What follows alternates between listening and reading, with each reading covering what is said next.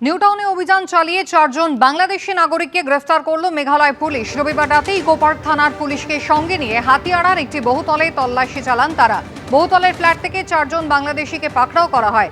ধৃতদের বিরুদ্ধে মেঘালয়ের ডাউকি এলাকায় ট্রাক চালকদের মারধর, লুট সহ একাধিক অভিযোগ রয়েছে। সেখানকার পুলিশের হাত থেকে বাঁচতে কলকাতায় এসে গা ঢাকা দেয় 4 জন। আমরা এই মুহূর্তে রয়েছি ইকোপার্ক থানা এলাকার হাতিয়াড়ায় এবং আমার সামনে যে বহুতল আমরা দেখাচ্ছি হোসেন অ্যাপার্টমেন্ট।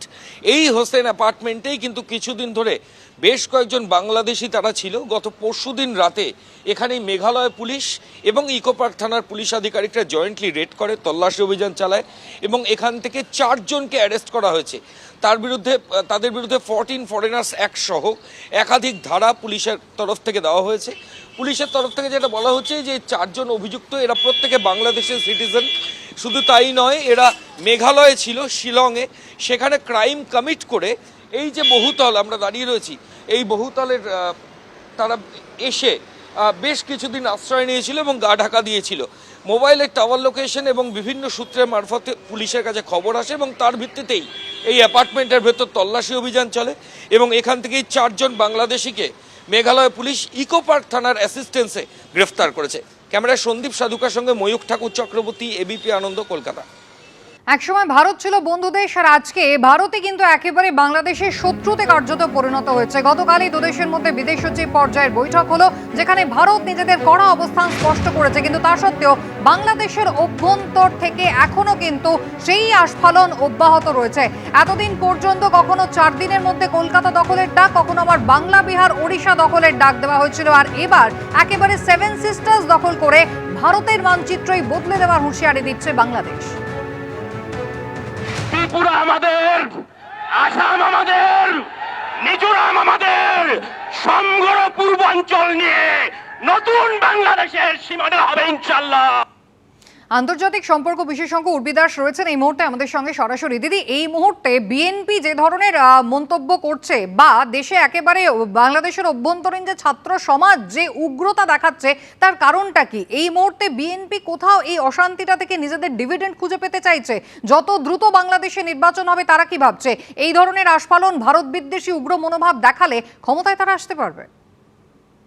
একদমই, আপনি যেটা বলছেন যে বিএনপি এখন কোনো জায়গা পাচ্ছে না এবং বাংলাদেশ এমন একটা অবস্থাতে রয়েছে যেখানে কোনো রকম শাসনের জায়গায় কোনো আইনের শাসন নেই এবং বাংলাদেশের মানুষের যে ডিপ্রাইভেশন লেভেলটা বেড়ে যাচ্ছে। যেখানে আপনি অর্থনৈতিক দিক থেকে দেখুন, আপনি পভার্টি ইন্ডেক্স দেখুন, তো এখন মানুষকে ব্যস্ত রাখতে চাইছে যে তারা এখন নিজেদের মধ্যে ঝামেলা করবে, তাদের মধ্যে জাতি বিদ্বেষ, তাদের মধ্যে আরো বেশি ফান্ডামেন্টালিস্ট আইডিয়া গ্রোথ করতে চাইছে, যাতে তারা না গিয়ে এইসব ব্যস্ত থাকে এবং বাংলাদেশ সরকার যে এখন যে রয়েছে তাকে প্রশ্ন না করতে পারে। তো এইটা পুরোটাই আমি একটা একটা মানে দেশের যেটা ডাউনফল তার কিন্তু শুরু হয়ে এবং বাংলাদেশের মানুষ হবে যে তারা কি চায়, তারা শাসন চায়, আইনের শাসন চায়, কি চায়, নাকি তারা এখন ভারতের সাথে সম্পর্ক করে নিজেদেরকে রাখতে পারবে। একেবারে দিদি, আপনার কাছে আবারও ফিরবো। তবে বাংলাদেশে যখন মৌলবাদ একেবারে মাথাচাড়া দিয়েছে, একেবারে কট্টরপন্থীদের দাপট চলছে, তার পাশে দাঁড়িয়ে এবার ভারতকে হুঁশিয়ারি দিল পাকিস্তানও। বাংলাদেশের ভাইদের উদ্দেশ্যে তাদের বক্তব্য যে পাকিস্তানের পরমাণু বোমাও কিন্তু তাদেরই, কেউ যদি চোখ তুলে দেখে তাহলে চোখ উপড়ে নেওয়ার হুঁশিয়ারি এবার পাকিস্তানের ভেতর থেকে। आज हम अपने बंगाली भाइयों को जवाब देते हैं, उन्हें बताते हैं कि भाई ये पाकिस्तान तुम्हारा है, इस पाकिस्तान का जो एटम बम है ना वो भी तुम्हारा है।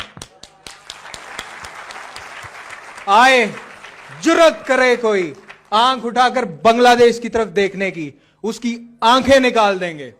आए कोई हाथ उठाए और बांग्लादेश की तरफ हाथ उठाने की कोशिश करे, उसका बाजू तोड़ देंगे हम इंशाअल्लाह, अल्लाह के फजलो करम से। मैं आपको एक मुल्क का नाम नहीं लेता, खड़े हैं बांग्लादेश, बांग्लादेश, बांग्लादेश।